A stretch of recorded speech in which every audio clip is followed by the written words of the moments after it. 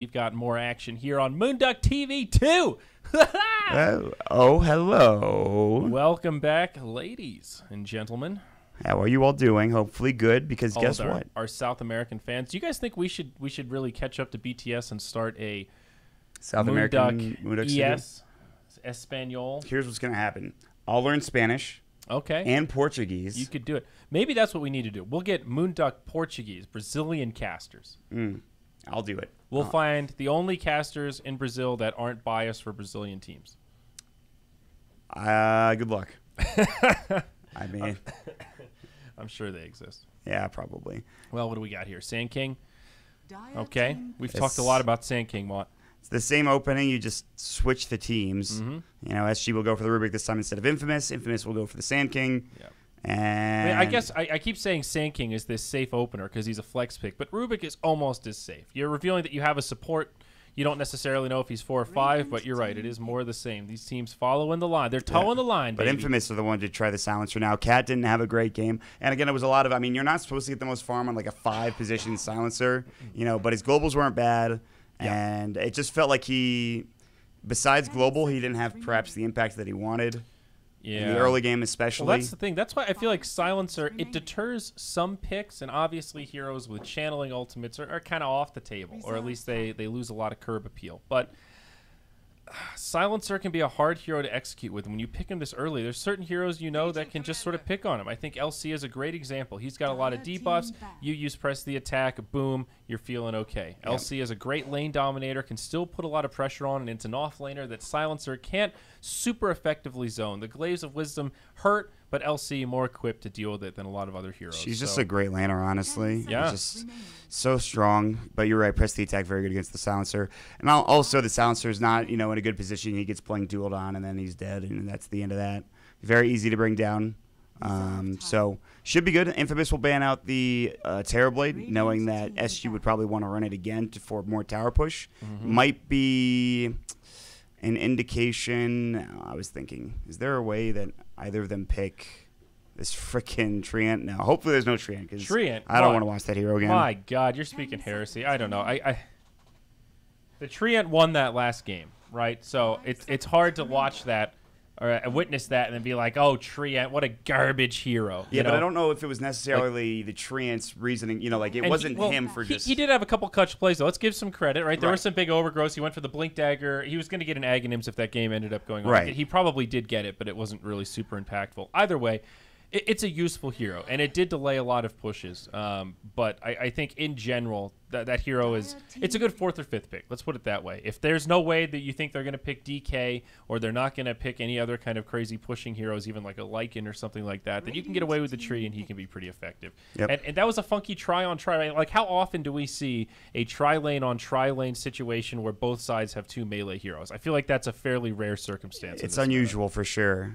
And... I don't think we'll see it this game. That's for damn sure. Nah, probably not. But Ursa now for Infamous. You're probably going to leave the Ursa alone for a bit. Maybe have the silencer pulling for him, and then the Sand King roam around if he's in that 4 position. Well, one thing I learned from Jenkins at Galaxy Battles was that Ursa is actually amazing against LC, because the passive makes LC kind of not really want to duel Ursa, though at the same time, if you get Blade Mail, it can be pretty good in return damage. However, you also don't want to duel his friends when Ursa is around, because then he'll just come in and absolutely destroy you with his overpower. So it's just, in general, a pretty good hero against LC that she never really wants to go blow for blow with, except in very select circumstances. And, you almost always want to press the attack before you duel, and if you hear that sound as Ursa, you just reactionarily hit the Enrage button. And if you hit R and LC duels you, it's obviously not going to be a win for LC. It is not your victory, LC. In fact, it may very well be your defeat. Yeah, so it's sick. And especially when you have a hero like Sand King, Silencer, they're a good supporting cast and just pump a lot of damage, help Ursa return that. It's pretty good. So I think Infamous well positioned here, but now Clockwork. Third pick. This is a good hero. I mean, especially for King RD, we've talked about his Clockwork. His Clockwork, I would say, pretty much won games for them at the Kiev Major, in the group stages, and even to a certain extent a little bit later. I think this is a very strong hero for them. It's good against Ursa, but Quap is also very good with Infamous' next pick, and it will be the Tomato Quap as well, which he's very good at. So I like the Clockwork. I like the Quap for Infamous. I do think that Ursa pick is very scary for Infamous, as you were mentioning. I think it's very tough to deal with. But what are we still looking for? We have both supports. We have an offlaner. We're looking for that mid for SG, and more importantly, right now, probably their carry. And I'm thinking maybe, I don't know, Weaver. Oh, Weaver's banned. Okay, I would have said Lifestealer. He's also banned. I think, with a Clockwork, with an LC, you have a lot of flexibility, a lot of burst damage. I feel like a LC is good lockdown, so is Telekinesis, but now maybe something bursty. Like, I think Lena is a great pick here for SG if they want it. It worked well for Infamous in the last game. Tomato played it, and Lena also matches up very well against Queen of Pain in that mid matchup. It just pairs nicely with LC. Great follow-up damage, huge burst when you're stuck in the duel. Also a great way to deal with Ursa. If you catch him with an LSA or any kind of stun before you can get ultimate off, you can get off Laguna and shut him down. I think in the same vein, Puck's probably still good. I mean, Puck's really good in a lot of situations, to be fair. For sure. I like Puck. I think it could be fine here if they want to go for it. I don't know if they pick their mid or their carry here. I think they could get away with... It depends which one they want more, because, something's going to get banned out here. So if they feel like Lena is the go-to, they could grab it, but... This is interesting, then. This is very weird. Because... So, what? Is it safe lane LC, then? It could be safe lane LC, and they could do an off-lane Clock or Nyx. Is there any way it's mid-LC? Maybe.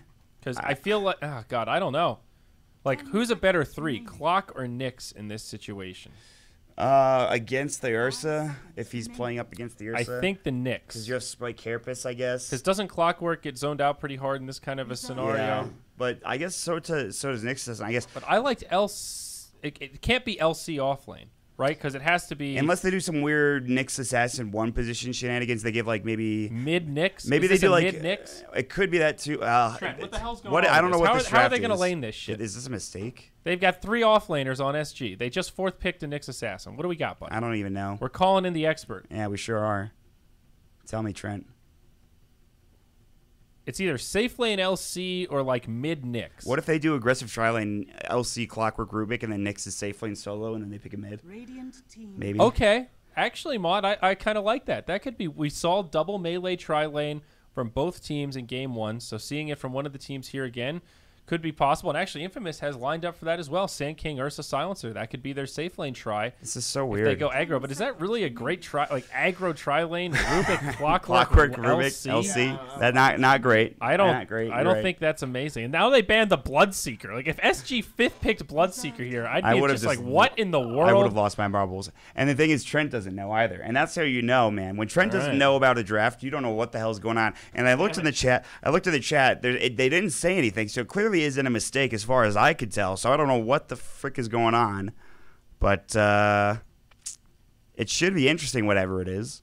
I don't know. At this point, you know, talking about that mid LC, maybe it is something like that. I mean, because when's the last time you saw like a mid Nyx or something, or a safe lane like Clock or something? Well, yeah, I think mid Nyx feels more quote unquote standard, right? Oh, Maud, I forgot to turn on the camera. Nobody can see our pretty faces. Oh, hello. Hi guys. Yep. So, oh god, that's not the game. Yep. But okay, they ban out the Bat Rider. Like, why would you ban Bat Rider when you have Nyx LC? Those are 2 of like the top 5 heroes against Bat Rider. You got press the attack to cleanse the lasso, and Nyx who can get a free stun on him pretty much any time by walking on fire with the Spike Carapace. It's a little weird. It's like you almost want Infamous to pick Bat Rider here because you're so well positioned to do it. Even Clockwork, you have Rocket Flare, Hookshot. That's a great way to scout him out in the trees. This is a sick team to counter Bat Rider, but to each their own. I digress. SG's going off. They're going off the rails, buddy. That's what's happening. They don't know what to do. They don't know what to ban. Well, I don't know. This is a sitch where I don't want to be too critical because I don't understand. Okay, so you have a Shadow Fiend mid Shadow Fiend. So one of these heroes has to go safe lane. It's a safe lane LC, it's a jungle LC. I don't want to believe that. Are they that tilted? I don't want to believe jungle LC. I don't want to believe that's a possibility in a Pro Dota 2 It's game. honestly terrible with Shadow Fiend mid because he wants to stack and clear out the jungle, and you want to make use of the other lanes. I mean, safe lane LC, to be perfectly honest, I don't think is that bad. It's a lane dominator. You completely fuck up their off laner, whoever it is, and they take Ricky. Wow. So off lane for Sand Infamous, King? I think is going to be... Yeah, because Matthew picks up the Ricky. He's the roaming support. SK, so yeah. it's an off-lane Sand King almost certainly. So LC can definitely dominate Queen Tekka in the safe lane with the help of some of these supports. Right, like so, LC Clockwork, that's totally fine. All right, so Tavo's playing the Clockwork as the 3 position, or I don't know what lane he's going to go in, but they're not showing anything else yet. Okay, mid Legion Commander, or maybe he plays it in the safe lane because ADR is the mid player.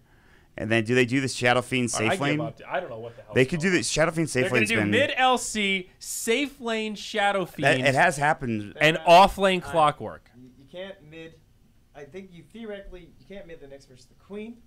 So yeah, that's true. Nyx can't really mid versus Queen. Aggro with a Legion, yeah. Aggro with a Legion. No, it's HFN on the Shadow Fiend. So do they switch it up? We'll see if... Is this like one of those kind of, he's very comfortable in the SF, so he takes mid in this? I think HFN 80% of the time... I think he might play like Invoker mid sometimes. I'm pretty sure.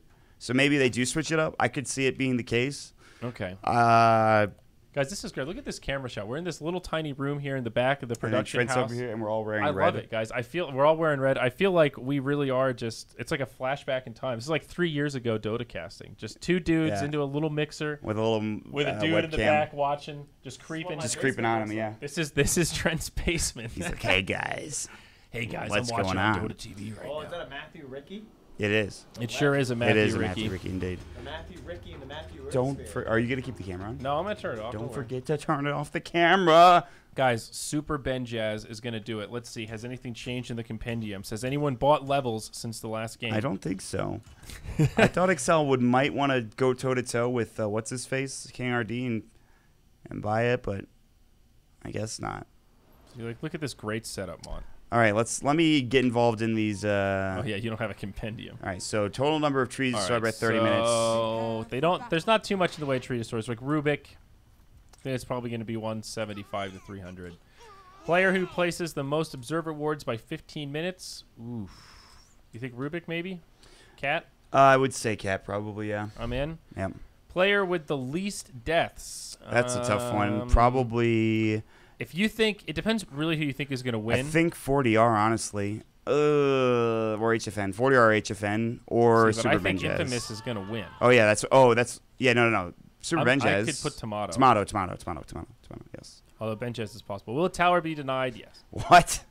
Really? You think no? No. I mean, is that a real question? Yeah. I like my Trent's logic. Look how many towers there are. Of course one's going to be denied. There's a high percentage There were no towers denied that game. Really? I'm just saying. Get wrecked, nerd, Trent. Well, it's clearly not 100% when you frame it like that.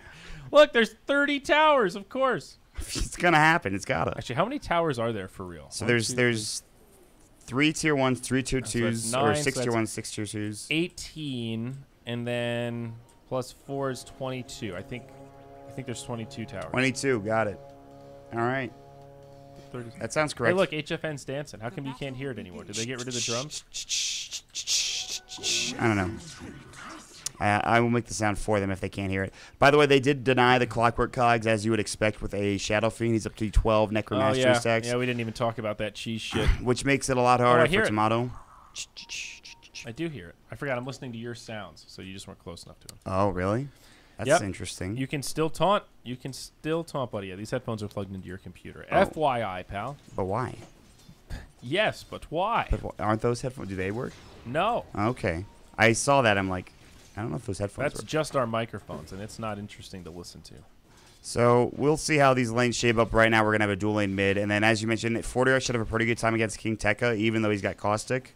But Tavo will... Especially with Cat here. Tavo will take a lot of damage top lane and might die if they rotate the Ricky back up. Yeah, he's doing okay, though. All right, he's about to get his level 2. He's still got plenty of regen. Going to destroy a few more trees. King RD hanging out mid. So annoying. He goes mana burn level 1. Still has the clarity. It's actually not that mana efficient at this early level. It scales, obviously, pretty well. Up to 4 seconds. It stays at 100 mana cost. So that's pretty good at the later levels. But early on, it's tough for the Nyx. But it's so annoying for Tomato. Dude, this is brutal. He's getting no last hits. Yeah. He's getting harassed by King RD. Like, he's getting nothing, really. He's getting slaughtered. And this could change later into the game, but for now, he's got not a lot going his way. And then they do kill the sentry bottom. Matthew takes it out, and so they're going to try to go on a dive on Cat, I think. Telekinesis will come through. The stun is there. And this will take a long time for them to chase, but they might be able to get the kill. No more telekinesis. They need one more Burrow Strike, which is up in 3. Press the attack? And he does now. That was the perfect timing for it, too. Burrow Strike. He misses. King Tekka the dive. This is not what you want, even with the creep wave under the tower. No more Burrow Strike, but he does have the mango. Press the attack is back up in 5.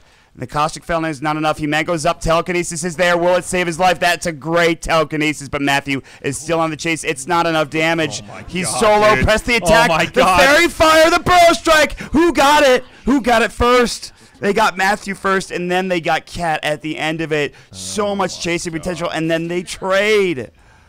That was actually insane. That was like a choreographed little team fight there. Ends up being pretty even overall, but of course the advantage does go the way of that LC. I guess the creep got the last hit. Is that why it was kind of a funky display I think it was of first split. blood? Yeah, I think so. So they do end up splitting it, which I guess is good. I'm not sure exactly what you would prefer in that situation. Right. It's very strange, honestly. They do get the kill, so they get the experience. 15 last hits, 22 denies for HFN. Of course, a lot of those are cogs, but again, 3 So for he's got Tomato. at least like 7 or 8 legit denies. Yep. But now Matthew's here. Mott, this could Blink. be bad. Blink Oh, forward. if they get this kill, it would be huge. HFN is going to drop now, and King RD doesn't have the mana to help out with the Impale. Love That the is aggression. huge from Matthew. Dude, Tomato handling himself so well there. You're very low, but you know in that play you have to man up against the Shadow Fiend. You can't get timid. You can't let him bully you. Yep. And now Tomato's right back in this lane. Right, look at his souls. He's back down to 9. This is very manageable. Queen of Pain has 70 damage plus 3. Mott, Infamous are back in. And that's true, but again, HFN will have no trouble getting back up his souls, especially if King RD stays here. Tomato definitely needs some more help from Matthew, I think. Oh, absolutely. Tomato only has 4 last hits. This is still harsh, but he at least gets experience, right? Shadow Fiend's about to hit 4. Tomato's already halfway through level 4. He maintains tempo now because of that kill. Ooh, he got it. All right. Are they diving again? Cat nearby. Matthew might have spotted him. I don't believe so. Looks like he's going to just get out fine, it looks like. And then at least top lane's going really well for the Ursa. And the Sanke's got a good CS too. He's like tied with 40R or 80R. But yeah. I mean, overall, this laning phase is going pretty well for SG. Shadow Fiend is still dominating overall. LC is doing just fine. Sand King keeping up, but 40R probably not too upset about this. How's Tavo looking? 11 last hits. Not bad for a Clockwork, rather. Yeah. Especially in a 2v1. He's been pulling the group waves back. He's done a pretty good job of it, keeping it close to his tower, or at least attempting to. So, and, I mean, you're looking at HFN. He's already almost got his Aquila. He's got a Salve. He's got a Fairy Fire. And Tomato's barely at, like, a null. And he's not that close to his bottle. Like, he will get a regen room, which is pretty nice. He gets level 6. Maybe they can kill HFN again. I don't know, man. Like, I don't know how you catch back up. Maybe jungle stacks, but even that, with a Queen of Pain, I don't know if it's the best. So, Legion Commander, soon to be 5. I honestly think SG will stay a little bit quiet until, or ADR rather, finds that duel, and then they'll start trying to rack up some damage. Yep. But I think they're not in a huge hurry. Mid lane, here we go. Initiation. Tomato gets destroyed. HFN connects with the raises. Shadow Strike going to take the Nyx Assassin low. Bottom but lane. He does make it out. Back down bottom. Yes, indeed. Rubik initiated on and brought down as Queen Tekka does the big damage. Are you going to go for 40R? I don't know if they can get this. He's in trouble, but He's press got the burrow. attack. Brings him back up. Queen Tekka with the stun. Nice. Is it going to be enough? He eats the Fairy he got a moment Fire. of Courage proc, I think is what it was, but it's not enough. It's going to be the Caustic Finale that finishes him off. Yeah. One of the more deadly spells here from the Sand King. Indeed. So that's a really big kill. And they lost Tomato mid, and that's rough. He was in the midst of his blink animation as the 3rd raise hit, so he almost made it out. I think they need to make some sort of movement towards HFN. The problem being is that there's a sentry still down, so if Matthew walks over, he's probably going to get spotted. So, all right, it's still pretty close. In fact, Infamous has a lead surprisingly despite this lane. It's toggling. It's basically zeroed out. Yeah. That's why this little thing here gets complained about so much, because you read it as, oh, it's less than 1K net worth lead. Oh, they're winning. But it's like, actually, no. They have like literally 2 creeps worth of net worth lead right now. It's very, very even. God damn it. Yeah. Why didn't they just keep it the way it used to be? I don't understand. I complain about this all the time, but like it was fine the way it was. Man, they don't listen to you, Mont. No, they really don't. They sure don't, buddy. They are rotating. Smoke of Deceit coming out. By the way, Matthew spotted King RD over in these trees. So they knew that they were there, and they played this perfectly for Tomato. They can still run at him, but there you see the blink. He was ready for it. Yeah, he's got an Arcane Rune also, so really not an ideal time to try to pick a fight with the Quap. Yep. Ricky been off the map for a while, but not a huge choice. Haven't talked about Super Benjaz too much, but he has had a lot of space. Net worth, he's number 2, second only to the Shadow Fiend. I mean, there's not much to talk about with him, right? He's just getting free farm. And he's going to have that Vlad's coming out pretty soon here. Oh, Matthew's probably dead. He walked into a sentry ward. He'll go for the smoke screen. Maybe not. I don't know. Ooh, trying to juke. That was pretty cool. He can blink strike again. Yeah, nice use of the hill. Forces out the use of a dust. 4DR comes in. I think Matthew is dead. No, they need one more. He didn't get it. They got him. Cat does end up falling. They go 1 for 1. Now the duel comes out on Queen Tekka. HFN on the way. The follow-up damage is good, and a winner is declared. It will be the LC. They don't get the favorable exchange in terms of hero kills, but they do get the bonus damage on their Legion commander. So not terrible, but a net worth swing in favor of SG Esports. Yep.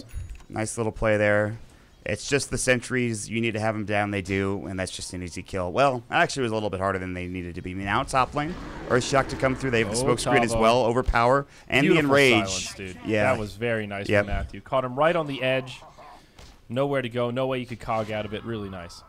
So as farmed as the Shadow Fiend is, Super Benjaz is up there as well. And he is one hero that can absolutely crush this Shadow Fiend in the mid to late game when he gets that Blink Dagger. He'll get an Aegis.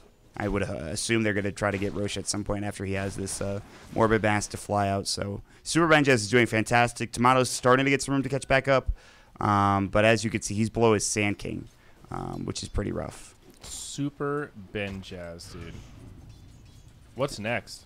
Is he going to be Super Saiyan Benjaz? Oh, he didn't blink. He had the animation and canceled it. Why? Oi, oi, oi. Why did he cancel the animation? He actually had that, and he canceled the animation. He got fancy. They caught him. Tomato wanted to style. Hey, and that's he rough. got styled on, He bro. sure did, man. And now, Matthew. Yeesh. Well, mistakes happen. It's not the end of the world. They're going to be able to bring this one back. Yeah. And, again, they need level 6 for Excel. If he gets that Global Silence, maybe he lives there. Sand King, King Tekka is getting a lot of farm, though, so maybe that Blink's going to come out. It's going to be useful. 40R going Armlet, actually, on the Legion Commander. Not going for the early Blink Dagger. Not even going Phase. He went Tread, so working on an auto-attack build. Very tanky. They're going to find one down here. It's a duel. They grab it, and I think they're going to have the damage. It's going to be close. They'll still not even finish him off. Yeah, he actually makes it out. That is huge. Okay. Wow, that's surprising. Yeah. Yeah, I think the armlet on LC is okay, though. Like, if you have a lot of ways to set up, which he does, they have plenty of stuns. You just want to go for damage and survivability. And if you focus on winning those early duels, it can allow you to get that momentum, especially in a game like this where you know you're going to have to fight early. You're not worried about initiating, right? You're worried about playing defense in this kind of a situation with LC. You know, with an Ursa, Ricky, Sand King, Quap, there's going to be some aggression. They're going to want to take towers. So I think this is a really heads-up play from ADR. And if they want to have aggression, they have a Nyx Assassin Vendetta to do it. They also have a Clockwork with a hook shot, so they can start fights and he can get in duel regardless of a lack of mobility. And we'll see. There's going to be an attempt at top. Tavo, hook shot is there. Benjaz is in trouble. He's got the enrage. He's got to try to get his way out. Telekinesis duel actually pushes him out. There's the duel. Is this going to be enough? They need a barrel strike. They will find it, but this should be enough. Benjaz will fall. No victory. But this is turning into a pretty good fight, all things considered, for SG. And they have to back up now. Looks like, although Tomato is coming in with a double damage rune. And 40R might go down to the Arcane Curse, and he will. Nice. And they're going to head over to the Shrine. There's the Sonic Wave with the Screamer Pain. They get one. Can they get two? It looks like no. Cat, no. Here comes King Tekka. He's got the Burrow Strike. They're looking for Tavo. TPing in is going to be HFN. They need Cat. And they will find him now. HFN looking to do the work. TP out coming in from Tavo. Oh, no. And HFN, you can't feed this away. This is not what you want. Blink out, and they're going to get the burrow, and that's the kill, but they will die to the Death Requiem. Dude, that was a King Tekka play right there. Goes in. They could have had that kill without throwing himself away. Courier also falls. Oh, my. That's a disaster and a half, my friend. SG just falling apart, TPing in one at a time, thinking that the Shrine's going to be enough to turn it, but Infamous, knowing their limits, King Tekka actually doing so much work in that fight. At the end, getting cocky, throwing his life away to guarantee the kill on the Shadow Fiend, but still. Oh, this could be huge. This could be very big, in fact. Hook shot, the enrage coming out too late. Global is there. Can they finish this off? He gets it. He gets the Aegis. Snatched. They've got not snatched. It goes the way of Infamous and picked up. So it is sort of snatched, at least by colloquial terms. Now the Aegis will get popped. It's a dual victory for ADR. They retreat, but Infamous still hang on to the Roche bonus. Yeah, exactly. They get the gold, and that's enough to get the Sand King his Blink Dagger. And that's, you know, they don't have the Aegis. That's fine. That's something, right? But like this might make the game a lot more easy just to get this Blink Dagger for the Sand King. Like King Tekka, he's already done a great job with his Burrow Strikes, and now he has this Blink Dagger along with it. And I think that could be huge. We'll see. All right, overall, the biggest lead we've seen yet this game, about 4K net worth, experience comparable. Urn of Shadows also now coming out on the Ricky. And up here, what's Ursa looking at? Vlad's completed. Got to be Blink Dagger coming out next. Doesn't have it queued up, but won't be surprised to see that. Nick's getting close to his Arcanes. Definitely feeling that little gold lead here for Infamous. At this stage of the game, 4K is pretty significant. Blink Dagger, Vlad's, nothing completed over here. HFN getting the Dragon Lance, so Shadow Fiend a little beefier, but overall, Mott, a lot of big items still yet to come out. Like LC doesn't even have the armlet, still a little ways off. Needs a Helm of Iron Will and then a recipe still. And he's going to go Blink after, but the big, I think, item for Infamous is going to be this Orchid for the Queen of Pain, and she's still ways away, though, as you were mentioning. There's just like that big item is not there yet, but we'll see. They were trying to put some pressure on this Tier 1 tower bottom. There is a Nyx Assassin nearby. He has Vendetta ready. Sentries would be nice to have for Infamous, but they don't have any down here, so that's a bit dangerous. Even just having a Vlad's is so sick if you want to try to 5-man at this stage. It's a little bit risky, but it just gives you so much value. Yep. That's value town, Mott. And the Ursa is coming bottom with that Vlad's to try to get this tower pushed down. King RT is like, fuck this, dude. I'm out of here. He just TP's home before the fight even starts. Matthew cutting behind the tower. I like this. Infamous. They are going to 5-man around the Vlad's. Yeah. It would be even better if they had the Aegis. But they're going to smoke, actually, with 4. They have the Quap working on the tower bottom. This could turn into a 4 versus 5 fight for Infamous, which might not be what they want. Yep, there is everybody mid right now. It is dangerous as all hell. On cooldown, 35 seconds. They're going to have the global as well. The Epicenter comes out with a Burrow Strike. HFN will take a lot of damage. Matthew trying to come in. They need this kill. Here comes the hook shot onto 2. Beautifully done. The Impale to fall up. That's only onto 1, but they will grab the kill onto Matthew. And now SG, I don't know if they want to keep going, though. They heal everybody back up. Might need it back for Infamous and not try to fight into this anymore as your abilities are all down. Yeah, kind of a scattered fight from Infamous. It's exactly like you said, 4v5 without the Quap there. And the Sand King really went in pretty early before teammates could do a hell of a lot. Ricky had to follow suit, and they had enough burst damage to bring him down. ADR getting closer to that, but look at that, Mott. Tower denied. I knew it. There it is. We got it, man. It was the first one, I think. I'm pretty sure we're 1 for 1 on tower denies, so that's good. Should get bonus points. I keep thinking that this is my armrest because this is the chair that I used for the other thing. Are you that guy on the airplane, Mott? You're just all I'm like, hey, buddy. Rest?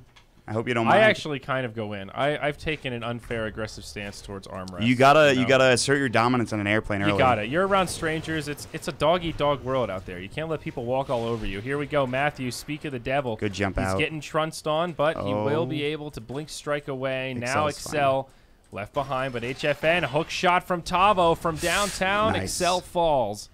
That was pretty good. That was SG a really good set it up.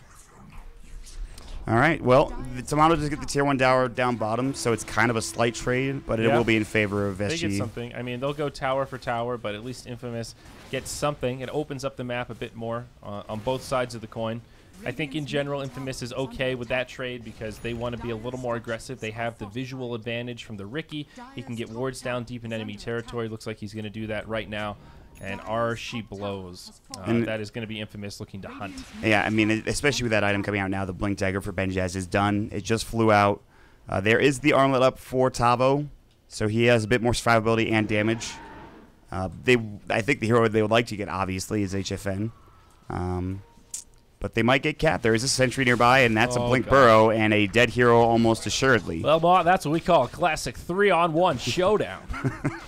They took him to the bank and robbed his ATM. And they cashed his check for him. Oh, that poor Rubik. Just a little far forward. But, hey, that'll happen when you're playing the position 5. They have vision of King RD, I think. Rubik's also not yet level 6, so he needs to take that kind of risk to get the XP. Here we go. Follow-up initiation. Nyx Assassin. Mott, he is dead. He's deader than shit. He sure is. Not only did I was trying to come up with some funny phrase, but I decided against it at the end there. I was like, you know what? He's just dead. He's a bug. They told him what time it was. Here we go. I'm trying to think of the thing we always say. He's got the Rainmaker. The Rainmaker.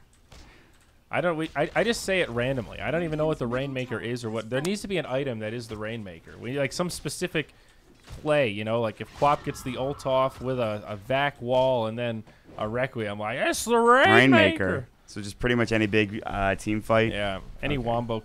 Let's just replace Wombo combo with Rainmaker. Okay. Trent, okay? Mop and bucket. The mop and bucket. I've been saying mop and bucket, one's actually. good. That one's good. I've said it a couple times in the late night EU cast. Somebody called the janitor because they just gave him the mop and bucket. Who did we? 747's the janitor, right? That's who we named the janitor at Zotac. Really? It was the janitor? Yeah, he'd come in and clean it up. Yeah. Somebody in Twitch chat did call me out, though. They said, Sayori, why would somebody need to call the janitor if they just cleaned it up? They just cleaned it up. I'm like, well, that is true. Mop and bucket does imply they cleaned it up. They got you. It doesn't really make sense, but it's still hype as shit, so I like saying it. That's great. All right. We got ourselves a slight advantage, 4,000 plus, going the way of Infamous now, about 5,000 or about there. Getting pretty close. Damn, the Sandcake just got blanketed. Now he's got a 4-staff and now working on a BKB. Are you ready to see Tomato with an Orchid? Because it's coming, Mott. It's happening. Rain will be made. Yes, it's going to be huge. And this is before the Shadow Fiend is going for Mantis, so I'll be able to manage out of it. But everybody else is going to have to just deal with it in one way, shape, or form. So this should be good. Oh, there's a DD top rune as well. Roche is up in at least 1 minute. So we shall see. Double damage. You know, I want to draw an analogy here. Okay. That League of Legends fans will appreciate. Sure. I feel like double damage runes are to Dota as Flash is to League, where it's a mechanic that has been built into the game since its inception that has sort of always been inherently broken, and the developers don't want to remove it, and they've time and time again nerfed it, except Flash is a few levels ahead of double damage, but I think it's a precursor to where DD is going to be. I actually really agree with Suns fan. I think this rune is stupidly broken. It wins games when it spawns in front of Roche. Late game, it is a fucking... It's a destroyer. I think it makes the game more exciting. I think it keeps the pace of the game up, though. Yeah. I mean, I'm okay with it as long as you admit that it's broken. Yeah, that's fine. I think it definitely is broken. Because I kind of agree with you. It's very exciting, but we've all seen those situations where it's like 50 minutes, you kill one, and it's like, oh, a double damage rune. Well, yes, they can do Roche now before the other team can react in a timely manner. Yeah, it's... And that stuff's a game changer. Matthew just broke the smoke. They dropped the sentry. And he knows it because there's a sentry nearby as well. And they flare him too. Woo! Sketchy. They will back up too. But you're right. I think DD is very... It's probably broken, but I like watching it. I was going to say something, and I can't remember off the top of my head. But whatever. SG Sports will defend their tower. Roshan is up in a minute, which is a very important aspect of this next couple of moments. They will smoke again for SG, I think. No, this is the previous smoke. HFN was still just smoked up, and finally it'll dissipate. They have the Manta Style now for the Shadow Fiend. He does a lot of damage, by the way. Vendetta coming. And there sure is. It's about damn time. That's right. Isn't that a StarCraft That's a StarCraft reference? thing, yeah. Damn it. StarCraft 2. Kind of forgot. That's okay. I do miss the old GSL days. Yeah. Don't worry, StarCraft Brood War's coming back. Dude, StarCraft 2 was... Oh, I can't watch that shit, dude. It's What, like Brood watching War? Dota 1. I don't even know what's going on. Well, no, but the thing is they're making a remastered version of it. Are they really? They really are. With HD textures. With HD textures? I know. It sounds silly, and it looks a little silly, but it looks better than watching Brood War. Yeah, well, that's fair. So is Blizzard actually working on that, or is that They announced project? it. They announced it, yep. Which leads me to believe that they might announce a Diablo 2 remake, which would be absolutely amazing. I want Warcraft 4 so much more than Diablo bullshit. Oh, I agree with you, but I don't think they're going to make that into WoW's dead. I want to play the orcs again. Yeah. Anyway, there's a gem just picked up for the Nyx Assassin, so he's ready to go now. He's bottom. His friends are top. King Tech is still farming away. This has just been a slow and steady paced mid-game. Can you call him by mid-game. his proper name? It's Queen Tekka now. Queen Tekka. Can you respect genders? Sorry. Sorry, Queen Tekka. I almost said King Tekka again. Sorry, milady. Milady. He's actually a pretty cool dude. I think he streams a fair bit. So I've actually never watched his stream, Mott. I've Next seen time it it's like on, once. let's bond together. I've seen buddy. it once. Okay. Much like we bond over Andy Milonakis' IRL stream. Andy That's right, King Tekka, the Andy Milonakis of Dota. South America. Of South America. That's a compliment. Hook by the way. shot. Hook shot in. Cog push, telekinesis. Wow. That was beautiful. And now you've got to leave if you're SG. Excel, no. Not like this, my fair friend. He's 4DR. dueled up. He and gets dead. another. Yeah. Wait. Matthew? I think He's fine. Although they deal with Gem, so if the Knicks walks over there, he's not fine. Yeah, but I was just going to say before that, this LC, I mean, even still, a very slow game for ADR. He only has an armlet. We're 22 minutes in. He just now picks up the blink, and he's going to go right into BKB. Very underwhelming item timings in general, and his net worth, if you look overall, is still kind of lackluster. Ricky in a bit of a sticky pickle here, Mott, trying to sneak out, but knows they have a gem, afraid to get caught by the Knicks. Please. They've all moved away. He can go now. He's fine. He can get out, but he doesn't know that. Let's look at it from his perspective. He's like, they could be anywhere. I see cat mid. Maybe I'm safe. Yep. Let's go. Now, this is the most dangerous direction to move, but you know what? That's fine. What can I say, dude? Matthew is crazy. He's está loco. He's a great player also. He sees Tavo. Oh, yeah. All right, let me back up. Cool. There's still a DD rune that's going to maybe disappear top soon, I think. Go get it. Come on, Ben. And Roche is available. So, yeah, go check that rune. They will see it as a DD rune. They will see that Roche is up. And are they going to save it or are they going to go use it right away? Oh, he's going to use it. Flare is going to come out. I just said this like 10 minutes ago. Look Yeah, at this. I know. Double damage, and they're just going to get an easy free Roche. They're going to TP back. There is hook shot. Okay. This is dangerous. This Ben is Jazz. dangerous. They're going to get back, though. Oh, the quad. Tomato jumps in. Oh, my God. This is actually so scary. But like, without a double damage rune, that would have been impossible. Literally, they could not have killed Roche that quickly. It's a game changer. Broken rune. Now they get a kill on Tabo. Infamous. They are doing this, Moth. They've taken the lead, and it's because of this overpowered, sweet, sweet nectar blueberry right here. I like how you use that team fight as your platform against double damage. And I like how you use blueberry as well. That's a classic callback. It is a very moist rune, that is for sure. It is very moist. But I don't know, dude. Like, seriously, I couldn't have written that better if I wanted to. That was a perfect example. That was so close and so scary. They took a big risk there, but the double damage rune made that a worthy risk to take. You have to buy Necromancer? You have to buy... Oh, in D2? Oh, my God. Yeah, of course you do. Of course. That's It's so Blizzard. funny. What are you talking about? Trent is triggered about something else in the background that we're not going to give to a... Ladies and gentlemen, Trent Pax realizing that paywall is a part of video games unless you're playing Valve games. Thank you, Valve, for making a game that is not paywalled. We complain about a lot, honestly, you know, because we're casters and that's what we do. You know. You know. But we're pretty lucky. We're pretty fortunate. You know. All right, Trent. Can you relax, buddy? We got a cast going on here.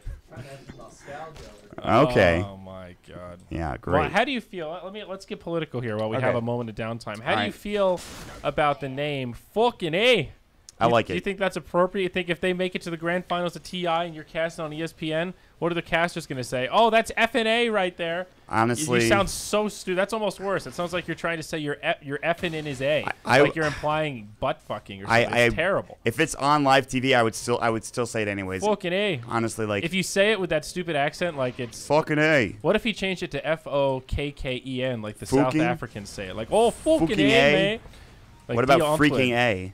Freaking A. Freaking A just sounds not good. You sound like a toddler. You dude. do, You sound yeah. like you're in middle school. You don't sound great. Hey, freaking A's going for freaking A. kill. Oh. Oh, crap. I think it's fine. I also think... I think it's fine. Okay. What we just call him A, because you know how fucking Mad's called Mad? Yeah, that's true. A? Just drop it. Just A. Oh, hello. They have Whoa. found Matthew. Okay, he actually survives. This is pretty nice. Infamous looking for the reset here. Queen Tekka in the tree line. comes the Excel ready to drop some damage. Nice cogs, but here comes Super Ben Jazz. He gets lifted up. Telekinesis will slow him down, but ADR Oh my God. barely able to blink The toggle. away. Oh He's my still God. The alive. toggles. Oh my this God. armlet. He's toggled 4 times. Can he do it a 5th time? No. Okay. Underwhelming finale there, but still. That was pretty sick, The though. lead up to the climax was fabulous, and he really took us on an emotional roller coaster. There was ups and downs. Yep, it will be Infamous, though, that come out big again. The Ursa. It's like as soon as he joined the party, that fight was just over. There were some nice plays from SG, but they were just overwhelmed. The gold lead kind of holding steady. They have stopped a little bit of the bleeding, to overuse that term a bit, but I think all things considered, Infamous very happy right now, Mott. Their late game, pretty solid. Queen of Pain, Ursa going to scale pretty well. So will these supports. The Silencer working on that Force Staff.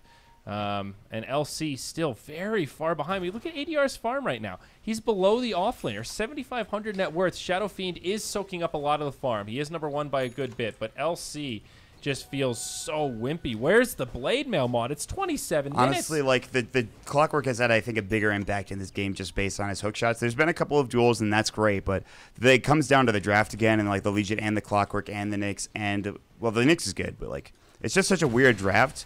Obviously, there's still plenty of time in this game, and SG can absolutely win off the back of HFN's shoulders and how much damage he's capable of doing.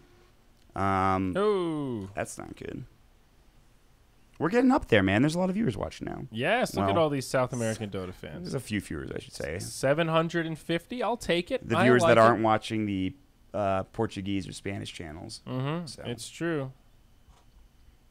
That's good. We're having a good day. We're having a good time here. Hey, Trent, who won that game? Who won? Empire. Okay. Empire did win it. There it is. How did it end? Was there there were like 4 rapiers on the Vega side? So. Yeah, they just eventually got in there. They just died. They're done. All right, I'm also going to check out the NA game because I'm interested. Okay. I think Wheel and DC are alive still. I think the game hasn't ended yet. We'll see. All right, what do we got? Oh, it's actually very close. Wheel are surprisingly good. Wheel. What is the roster of Wheel right now? It's KVH, IX, Mike. It's the Mike team. The Peruvian Ryu, Trouf, and then one other guy. If they win this game, there's a chance. This is tiebreakers, yeah? So Complexity won against Wheel. DC is now playing against Wheel. So if Wheel win, then Complexity needs to be DC, and then Wheel and Complexity will be in. If that makes any sense. Yeah. No, it's weird because it's a 3-way tie for 2 spots, and the bottom team gets eliminated. So exactly. It's a very weird tie-break scenario. Yeah. So you have to play out all the games. We were casting this last night, and I didn't realize that they had postponed it for today. So I guess this is going to be kind of a long day for NA. For NA, dude. Some of these teams, like whoever makes it in, they're going to have to play a shitload. Right. It's going to be interesting for sure. Think about it. They're still playing tiebreakers, dude. We're on game 2 of the second series for SA. It's going to be a long night, I think. They haven't even started their first best of 3. That's crazy. Yeah. That's actually nutso. Well, we shall see if it does indeed turn out that way. But more importantly... One of the drawbacks to the massive group stage format, man, there are some nasty tiebreak scenarios that can happen. And this is but one of many. It definitely makes it more hype, but like at the same time, it's just so much It can make time. it more hype. Like every format has benefits and drawbacks, right? And I think big round-robin group stages are one of them. It is cool to see every team play each other in the same capacity on the same kind of weird high-stress standards. However, it's definitely not indicative necessarily of the best teams overall because Dota truly and through and through is just not a best Epicenter coming Here in. we go. Oh, HFN is dead immediately, and they used the global damage as well. Wow.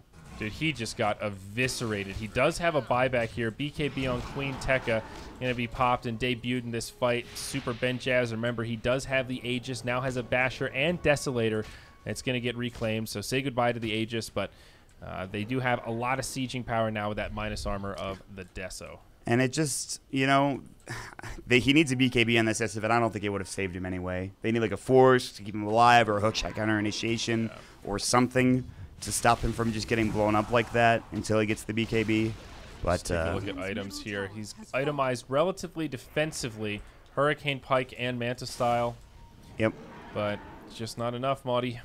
Yeah, we still have a ways to go until he gets to be as big as he wants to. And he is the top net worth hero in the game, which is... This is like kind of reminding me of an Alchemist game where you see that one hero who's mega farmed and everyone else is completely starved. And like there's Alchemist games where they're behind and you're just sacrificing everything so that the Alch can power farm and catch up. Except they're doing it with a Shadow Fiend, and he is not going to be able to maintain this tempo. And once he gets the BKB, he's committed to this relatively low damage build. Not to say he doesn't do any damage, but you're itemizing for survivability, not for raw damage output. And that's okay. That can definitely work, but it puts a lot of pressure on making sure SG takes some good team fights with the first 3 charges of that BKB. I can't emphasize enough like how important the 10-second BKB, the 9-second BKB, that is potentially game-changing team fight material there. And if you biff those initial charges or have to use them defensively, it gets a lot harder. The 5-second BKB is so underwhelming compared to those first few charges. this is their big opportunity to try to turn this game around and level it out. There's another double damage rune here, Mark. Yeah, this I could saw be it. it. I was going to mention it. Sure. The thing is, Roche is not up, so that there's that at least for SG if Infamous were to find it. But it looks like it's going to be King RD that's going to grab it. Okay. It's not bad. I mean, that first Vendetta hit's going to do a lot of damage, which is nice. But you were right about the SF and the defensive build. It kind of feels a lot like last game where they have a ton of control, but they are severely lacking in damage, even with this ADR Legion Commander. He only has 34 dual damage. It's not like he can really get in these fights. Did you say 84? ADR. Did I say? ADR. ADR. I said 34 and ADR. 34 and ADR. Yeah. I'm deaf. I've got the headphones. That's all on. right. But you know what I'm saying. It's a lot not like much. It's not not much damage. Exactly. Like game one, a lot of control, still lacking on damage. It's not as bad as I think because you aren't relying on that super long cooldown from Metamorphosis. Yeah. But it's still Yeah, I mean, that was a really extreme example of relying on cooldowns. Like that entire draft, like meta, the global. What else did they have? Something else that had a long cooldown. Big ultimates, Earth, Echo Slam and Epicenter. Echo and Epi. Yeah. So a little sieging up top on the tier 2, but it looks like SG will play this defensively. Infamous headed back, pressing forward rather, down in the bottom lane as SG head back and posture up to mount a defense here. Looks like they will try to defend this tower if Infamous continue to push forward. I mean, they just don't have a way to deal with the global until these BKBs come out, except for the HFN Shadow Fiend, and I don't know if they really care about that. Like, making sure there's no dual or hookshot counter initiation, it just makes the game so much easier for Infamous at this point in time. Like, there's no threat of any fighting happening while the global is up. So you have to back if you're SG, wait till the global goes down, and if you've luckily not lost anybody at that point, then you could start fighting. So until they get these BKBs, which they will. Well, I was wrong, dude. They did not try to defend that tower at all. They completely sacrificed it. And surprising to me because it's not really an access point for much. It's in a pretty obscure part of the map, but it just gives you that ability to maintain some of your jungle. You know, you can get some wards down. Look at these aggressive deep wards from the Dire squad looking to gank. With this tower, you can actually react if somebody gets caught. Just letting it die like that. There's also a lot of spots in the trees down here where you can kind of hide and catch people off guard. Just a little surprised SG let it go like that. The good news is even with those wards, they have the gem still for King RD. So maybe they're waiting for BKB on 4DR. I think probably. It's exactly the reason I was like, because you can't do anything if the global comes out, you're just done. It's just the fight's probably over at that point. So BKB is, they need it on him and the SF, and when they have it, and they do have it on the SF, they can start fighting. Another DD rune, are you kidding? And now it's on HFN. This could be game-changing, too. I don't know if it will be because he doesn't have a bottle, unfortunately, but he does have the BKB, so they might use this as an excuse to finally pick a fight down bottom, or they'll just use it as a farming tool. Infamous are still pretty grouped up themselves. Ooh, the Aghanim Scepter coming out on Sand King. Look at that burrow strike from across the map. So useful. And he's very farmed for a Sand King. SG are just playing right now very much like they do not want to fight. I think Infamous would take a fight if it's convenient, but they're focused on farming because they know they have more map control. But SG are just completely, I saw that lag. Yeah, me too. That was server lag for sure. Oh, daddy. Yeah, hopefully it fixes itself. But as of right now, SG Esports are they're looking to just find whatever they can get at this point. And with the BKBs coming up, Roshan is available, by the way. So this is maybe where the next fight happens. Quite possibly. He gets scattered out immediately by a rocket flare. So old Clockwork knows the Rattle Trap Goblin. Man, Global is so good this game against this counter initiation. Yeah, I think it's fantastic. Like, they're able to do so much with it, even against the BKB heroes and the Manta style heroes and stuff like that. But Matthew, of course, is going to start building into a Yule's Scepter on the Riki, which will immediately take out either the SF or the Legion in the fight. I actually really like the way he's itemizing. You see Ricky's very commonly go for Diffusal Blades, and here he's just going utility-based item. Urn, Solar Crest into Yule's. There's survivability, help out the team. Yep. This is good. Now smoke from SG. They're going to head in. They need a sentry on the deck. There's no sentry there as far as I can see. It's just dust. Right, no double damage now, so Ursa not going to be able to kill it nearly as quickly. Clockwork does scout it out. Hookshot in, goes a bit early, so he's not going to get the snatch, but Queen Tekka pops the BKB. Global comes out. They go in on King RD. Duel will lock down the Sand King. BKB used by the LC. Actually secures that. Now buyback used by Queen Tekka. Wants to get back into this fight. BKBs are down, and we'll see if Infamous can actually grab something, but it looks like it's SG's fight to win. BKB now used by HFN. He pops the ult, pops Matthew in the process. Now on the other side, it's Tomato looking to find some solo kills. Eats the cheese, finds the soul burn kill on Tavo. Taking him down in style back on the other side. Now that the BKB is off, HFN running out of resources. Super Ben Jazz loses the man up, but Tomato finds vengeance and gets the kill. It's a triple for the Queen of Pain. A very chaotic fight with a lot of little 1v1 skirmishes, but Infamous find the better of it. They get... actually not the net worth gain. The buyback on Sand King costing them a lot there. It's a 1,000 loss for Queen Tekka. And even though the fight is even in terms of, almost even in terms of heroes falling, there is Roche, but again, the level advantage of the net worth advantage for Infamous makes it more valuable for SG. But even with that, they're still going to get this Roche on. And you're right, dude. They were all over the place. Like there was like a guy going out past the Roche pit. There was guys fighting on this side. There was guys fighting in mid. And ultimately, the Sand King, or excuse me, the Ursa got kited pretty hard. I think King Tekka wanted a better initiation, but his buyback was crucial. If that buyback is not there, I don't think they win that fight or even come close to even tying the fight. I think you're right. And honestly, the buyback makes it worth it because it secures Roche. So you can afford to take a hit on that team fight if you know you're going to get Aegis and that extra money. So you're absolutely right. It was an amazing call, and great that he didn't really hesitate. One of the big differences of Dota now is, of course, the Shrine. So having that easy access point, he could get in, back into the fight basically immediately after the buyback was committed. So Yule's also up on Ricky now. Things still looking quite good for Infamous. Stalls the growth of their lead a little bit, but as we've said now, they are feeling still very comfortably in control. LC did get a little bit of dual damage that fight, but again, 10-second BKB there, and that was also the 10-second BKB of HFN. Yep. And even with it, still not able to survive till the end of the fight, but it's not looking as terrible as you mentioned for SG Sports. The SF is starting to dole out the damage, and they're looking for 40R, and they almost found him too, but what's going on over there, buddy? She's on... which one? Oh, the trumpet one? Yeah, that's great. Fantastic. Cheese up on old Sand King there. Oh, yeah. I wonder if I thought they were going to give it to the Ursa, but I guess not. Thinking about initiation. Ursa not using the enrage too early. LC just hiding in the tree line way up there. I thought he was going to cut the creep wave. All right, we got a defense. There is global, but there is not 5 heroes yet for either team. Infamous are trying to move their way over towards the tier 2 tower. Yeah. Gem is still up on King RD. So. There is a TP on the Shadow Fiend, but they will just sack the last outer tower. Oh, there's a gem on the Sand King as well. I didn't notice that. So that's pretty important. Excel, you are in a dangerous position.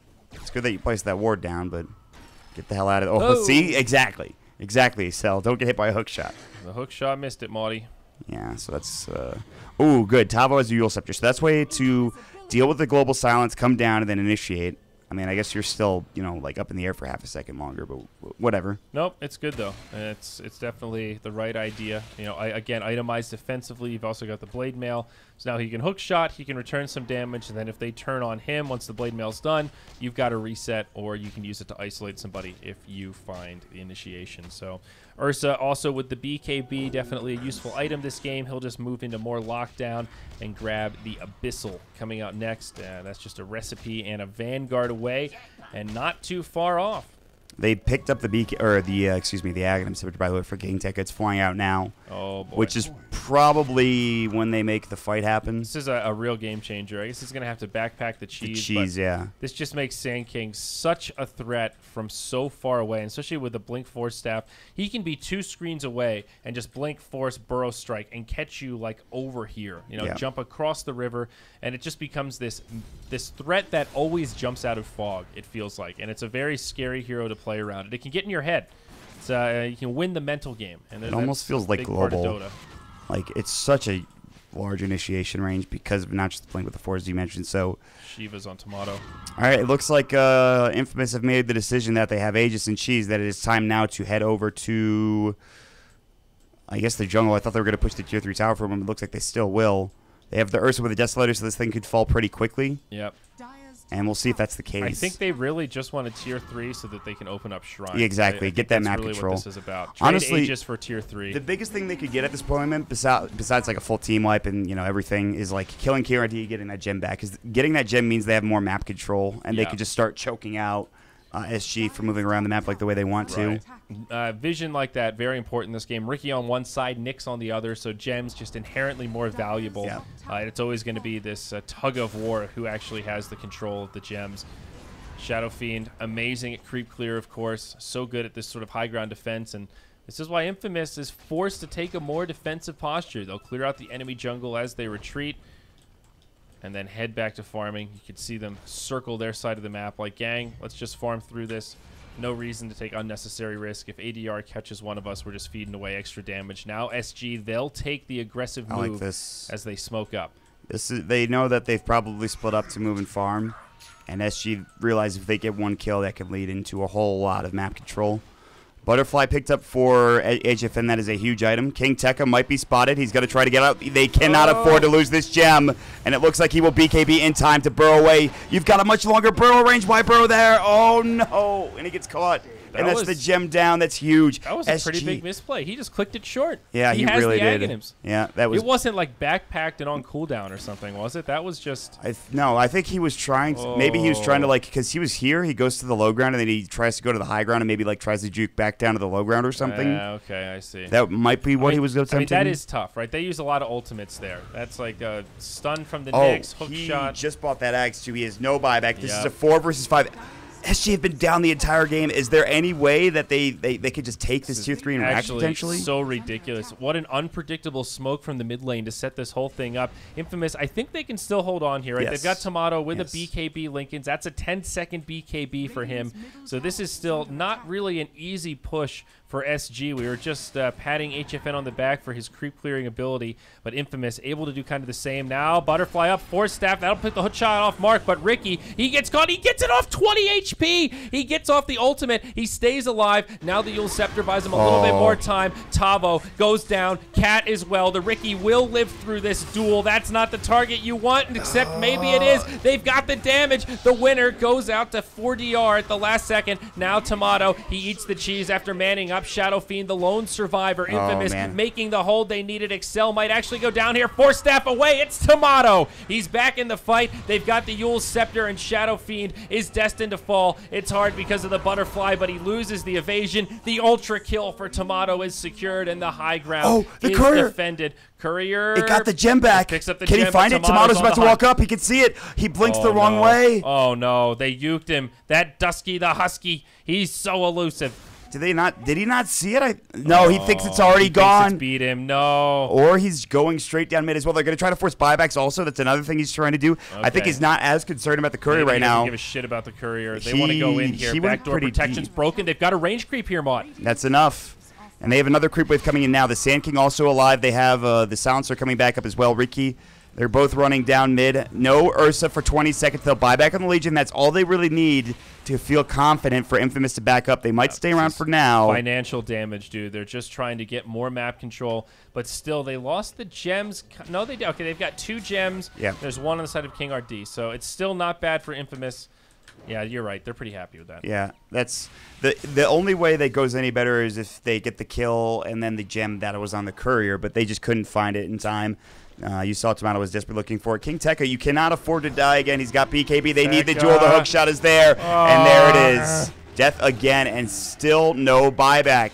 He was actually pretty close. He realizes he needed to farm, but that's not the place to do it. You know, at 43 minutes when they're all looking for the enemy team. Milanakis of Dota, Mott. That was a Milanakis move right there. Like, what are you doing? What are you doing? It's what are you doing with your life? You're alone farming this shitty neutral camp. Like, come on, dude. You don't have buyback. You're 40 years old and you're at a Twitch IRL stream at some shitty nightclub in downtown Los Angeles. Like, dude, he's so close to buyback. Why would you risk that? I mean, I don't think they're going to get much. It might cost this tier 2 tower, but still, he really Milanakis'd it. They might have seen, I think they had the high ground vision to see them moving over. Yeah, exactly. You're exactly right, Trent. Tavo, dude, honestly, Clockwork gives so much vision control at this stage of the game. You love having this kind of an offlaner. Exactly for that reason. Provides the vision to the high ground. 4v5, they get the tower. All right. Tekka still in the grave for 20. So now the Sand King's buyback. They would lose the Tier 2 tower, as you mentioned, which is it's fine. It could have been a lot worse. But the big thing is going to be Roche. And unfortunately for SG Esports, as they back up, Roche is not available for them. There's still a minute left on the respawn time. What other items are coming out? We have the Abyssal 4 Super Benjaz. They need MKBs or something along that line. I mean, well, they do need MKBs, but they're not going to get it on. All they need is a Bloodthorn, Maudie. That's it. Yes, that's true. And I think the Tomatoes, no, he's going for Mjolnir instead. So he does have the Orchid, though. I guess they'll get it eventually, maybe feeling like they've kind of got the burst damage to lock him down. Yeah, I don't know. Lincoln's coming out on Ursa. He's going to start itemizing. What's his more BKB duration at? 8? Wow, that's pretty good. I thought it was at like 7 or 6 at least, but he's at 8-second BKB duration for the Shadow Fiend. And that still is a pretty significant amount of time. The Abyssal Blade's going to have to do some work. They're going to smoke up, though, and they're going to try to find somebody. Schmalkin? Yeah, SG are now backing up. It looks like they have some understanding of what's happening. Kingredy's probably dead. Yeah, he's probably dead. Uh-oh, he gets caught That's and a gem. Destroyed. So that's... I think you can... I think they have enough to buy another gem, probably. I think there's probably one available for SG, if they want it. Okay, they pop the shrine, but ew, it's no. Roche. Oh, it's up right now. Okay, King Queen Tekka. Tekka. He's got there. Queen Tekka's in. He's checking Dude, it out. They're all going Lincolns right now. Quap already has one. King Tekka has it queued up. So does Benjaz. Well, think about it. Against the duel is going to be... It's one of the smart. few things that like they need to block. We saw this in the series earlier, where in one of the games they just started buying Lincolns because they realized, guys, they only have like 4 single target spells. If we buy 4 Lincolns, what the hell are they gonna do? They can't do anything. It's kind of interesting how you see, like, you don't see that in the other regions as much, but in this region, it's like they either go all in on Lincolns or they don't. It's rare to see just a casual, hey, I'm just going to get Lincolns. It's pretty good this game. It's more like, guys, what if we just blocked all of their single targets? I think at the early stages of the game, they were like, all right, let's get Queen of Pain. Like, it's pretty good this game. Nobody else needs to get in at the end of the game. We're like, all right, it's time to go in on Lincolns for sure. And there, yeah, so Benjaz is going to grab one. Like you mentioned, Bloodthorn is a necessity at some point for Queen of Pain, but he's going for that Mjolnir first. There's that. This is what I was talking about. They have the gem off cooldown. They bought another one, so it's not as terrible to lose King RD there. If they lose this next gem, it could be pretty bad. It's brutal, yeah. And Shadow Friend, he's going for the MKB. Pick up that casual life steal. I guess it's just going to backpack that and get the extra damage. Now, here's the good thing for Infamous. They are building a halberd on halberd, if you will, on Matthew. Halberd. And if they are able to get that off on the SF at some point, it's going to be stuck there. So here we go. Benjaz, look at this ballsy bastard. He jumps right in onto the tower, taking a lot of damage. He's going to hang on to the ultimate for now. Remember, he does have the Aegis, but they finish off the tower. They got what they came for, and that risky, aggressive play works out. Nice blink, Glimmer Cape combo. And Benjaz will get out just fine. Now they're going to focus down the shrines, and Infamous will get a little bit of extra money to their name. And, of course, they will get the additional map control. The threat of SG teleporting out of their base is now mitigated. Yep. Very good try from SG Esports there. They don't use really that much to try to get that kill, and they almost got it, right? So if that goes and they get that Aegis, then that fight gets much more dangerous for Infamous, and they need to get out quicker. But it's still, like you said, it's a 20k downward advantage for Infamous. No shrine left at this bottom area of the map, but SG are making sure they're sort of around this shrine in the top area of the map, and we'll see if they want to keep going. Roshan Aegis is up for another 3 minutes or so, and let's see. Yeah, I mean, Infamous have a lot of options here, Maudie. There will be a Satanic now picked up on the Shadow Fiend. Initiation mid. They just destroy the Rubik, but he lives. He actually gets pushed back fast enough, and the stream will not connect. That is a heartbreaker. That's crazy. He was so close to death. Sonic Wave not doing enough there, or not having the range, rather. I don't think it connected. No, it didn't have the range yet, for sure.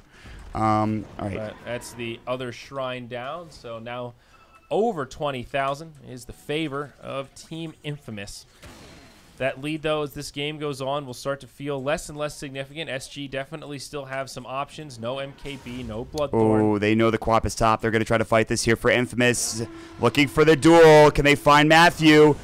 And actually, the Yule Scepter comes out. Beautifully done. And 40R now bashed up as well. The Abyssal Blade, can they bring him down? He is invis. He's got the Glimmer Cape now coming in. Epicenter getting channeled. King Tekka going to work. Cat will fall first. 40R trying to toggle, but he will go down to the Scream of Pain. And they're going to continue on here. Oh my, the perfect fight for Infamous breaking out here. They're going to get another one. HFN channels the ult, finds the kill on Queen Tekka, but with his BKB soon to expire, this is going to be a hard fight to win. The Satanic's been popped. Tavo will not outlast them. Buyback now from Queen Tekka. Again, he comes in with the follow-up stun. He brings down HFN, and it is the full team wipe. All 5 down on SG, and now the buybacks come. They've only got 2. HFN will burn his first. Tavo up next, and there it is. Infamous heading towards the high ground. They've got this mid lane of barracks in sight. Yeah, I don't think there's anything SG could do. They are pretty low on Super Benjes, but he still has the Aegis. Burrow straight from King Tekka, not able to find HFN in time. The glyph will come through, and they need to survive for another 36 seconds before ADR is up and ready to go. It'll be a 3 versus 4 if they do take a fight, but I think they just have to let this Rax drop. And maybe more as well, as they're going to head to this top tier 3 tower. Mid lane goes down. No Requiem for 45. It's going to be tough to make this hold. Shadow Fiend also light on souls. Nice hook shot in from Tavo, but the stun from King Tekka connects on 3. Now the follow-up. Shiva's Guard from Queen of Pain. Tomato taking a lot of damage. Benjaz will utilize the Aegis. It's exactly what he wanted. But now Infamous will start to retreat. Can he blink out? He does in time. And Infamous actually get quite a bit. They don't finish off the tier 3 tower up top. A lot of damage, but it does stay standing. However, they do force the 2 buybacks on the cores. That's Shadow Fiend and Sand King. LCs just came off cooldown, but of course still short on gold. That initiation, I think it was the Riki. So what happened was they went for a blink on and duel onto King Tekka over here, and the Riki just turns around and Yule scepters him up into the air. And as soon as that happens, the global has already came out. The rest of them are sort of backing up. Then they come in, Benjaz gets the Abyssal Blade off, and they've already brought down ADR, essentially. They had to chase him a bit further, but he couldn't do anything. He couldn't get off his duel. And it was really just up to the Shadow Fiend, and that was it. Trade, dude. It honestly allows you to reset these fights so easily. Ricky gets quote-unquote caught. They dump some damage into him, and then he just pops the ultimate. They can't do anything. There is literally no counter to it. It's the trump card. And here we go. King Tekka pops the BKB. They go in. Follow-ups there from the Ursa. They destroy King RD. Globals come back, and the LC gets locked down by the Abyssal, just trying to survive in the tree line as they continue to chase down the Rubik down below. 40R finally gets brought down, and the Ricky will finish off the Rubik. It's 3 dead, all 5 alive on Infamous, and there are no buybacks available. Another crippling team fight. They'll play this one out, but it looks like Infamous is close to taking this series 2-0 as they jump onto HFN. He's going to get pushed back, and he can't really try to defend this. There it is, GG. GG. And ADR, 40R, that was one of the roughest games I've seen from him in a while on that hero, on that Legion Commander. 30K net worth lead, man. Dude, Infamous just played out of their mind, I think. I think their team play was fantastic. I think their draft was great. They did all they needed to do. They had rough lanes. Tomato got crushed mid, right? He got destroyed, and he ended up doing pretty much the most in this entire game, I think. Like, he owned, and we talked about Benjaz a lot, but I think Tomato was ownage, so. Yeah, no, this was another really good game. Fairly convincing. You look at the graph, and it was pretty much Infamous in control for most of the mid game and certainly the latter portion of the late game. Tomato, again, the big performer, 15, 3, and 10. This kid is a fucking machine. He's looking real hot, real good. Yep. And SG Esports will drop down to the lower bracket. So that's 2 of our 3 series for the day. 2 2-0s. We're going to have Mott and Trent Packs coming up next for the last series. I think it's the upper. So that means it's going to be Infamous versus Midas Club. So that should be a pretty interesting series. The Very one excited. of the day that might actually go 3 games. So stick around if you're enjoying the South American playoff coverage. This is the